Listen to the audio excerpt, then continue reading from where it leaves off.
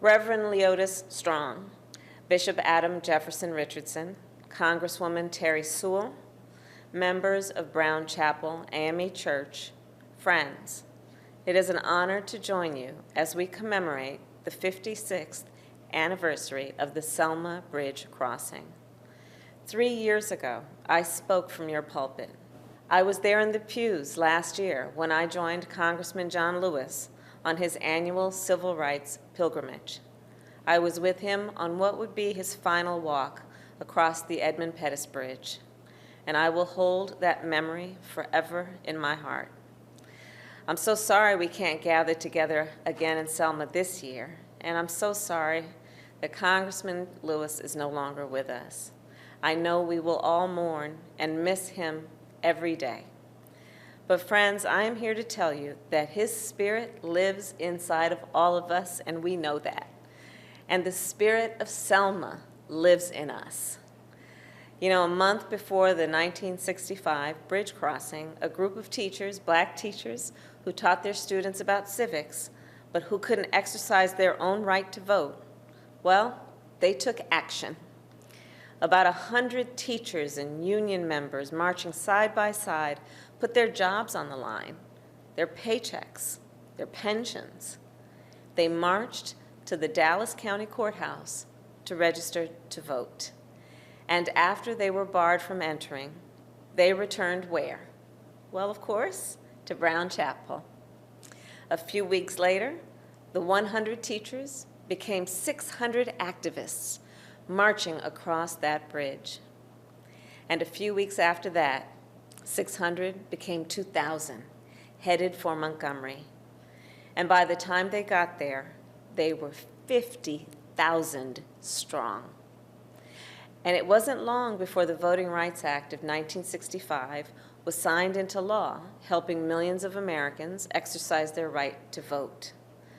I say this to remind us, all of us, of our own agency, of our own ability to change the world.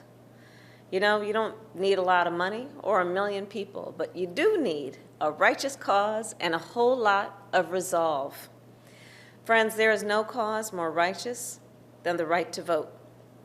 It is the right that unlocks so many other rights: the right to be treated with dignity at work, the right to a high-quality public education, the right to affordable health care, which couldn't be more important in the middle of a pandemic that is stealing away Black lives at a devastating rate.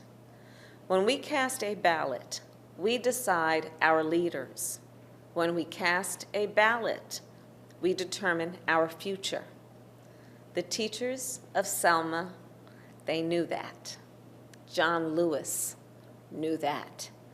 And so did Diane Nash and C.T. Vivian and Amelia Boynton Robinson and Hosea Williams. And so did my mother and father, who marched for voting rights and civil rights in Oakland, California, while pushing me in a stroller. We all know the power of the ballot, and we know, too, that efforts persist to take that power away. Today, poll taxes have been traded for long voting lines, property ownership restrictions for purges of voter rolls, literacy tests for voter ID laws, voter registration restrictions, mail-in voting limitations, cuts to early voting, precinct closures, gerrymandering. It's all voter suppression by any other name. In 2013, the Voting Rights Act was gutted by the Supreme Court decision, Shelby County v. Holder. That decision opened the floodgates. Almost immediately, states put in place laws to discriminate and to create barriers to voting, targeted at people of color, targeted at Native Americans, targeted at students, and targeted at Black voters. When one of these laws in North Carolina was challenged, the court said it targeted Black Americans with almost surgical precision. Those were the words of the court: surgical precision. It has now been over 7 years since the Shelby decision, and the efforts to suppress have only increased. We're a little more than 2 months into 2021, and in early February of this year, more than 150 bills to restrict voting had already been introduced in more than 30 state legislatures. That is 4 times as many as the same time last year. So we have to tell the truth about these efforts. They are certainly not designed to protect our elections. They do not protect our democracy. And the only purpose they serve is to cut people out, to leave people out, to attempt to silence people. Well, President Joe Biden and I want to make sure we bring people in, that we see people, and that we hear them. And even as our work to pass the American Rescue Plan gets underway, and while we get vaccines distributed across the country and deliver relief to those who are hurting from this pandemic, we have not taken our eye off the right to vote and the fight to maintain everyone's right to vote. Today, the President signed an executive order to leverage the resources of the federal government to make it easier for voters to register. We urge the Senate to follow the House's lead and pass the For People Act, which includes measures like automatic voter registration that will help expand voting rights. We also urge Congress to pass the John Lewis Voting Rights Advancement Act to fully restore the Voting Rights Act once and for all.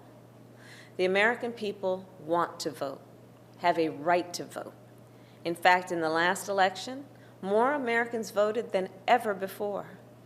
Americans today want to vote for the same reason the Selma teachers marched to that courthouse, to have a say in their lives, to have a say in what happens to them and the people in their community. Because as citizens of this country, we all have a right to be heard and to have our vote count. And our laws should make it easier, not more difficult, to exercise that right. And for me, it all comes down to that little bit of scripture, that golden rule, love thy neighbor. Wearing a mask is loving thy neighbor. Getting vaccinated is loving thy neighbor. And voting is loving thy neighbor. So let's fight for the right to vote, knowing it is an extension of the love of our community and our country. And that is the fight that unites us now. It is a fight that connects us to our past, knowing that history is a relay race, and what started with 100 teachers grew to tens of thousands of marchers, and then tens of millions of voters who cast a ballot last year. The baton in that relay race is now in our hands. So let us remember, our cause is righteous, our resolve is strong, our spirit is mighty. So let us keep on in the tradition of Selma and John Lewis, and thank you all, and may God bless you, and may God bless America.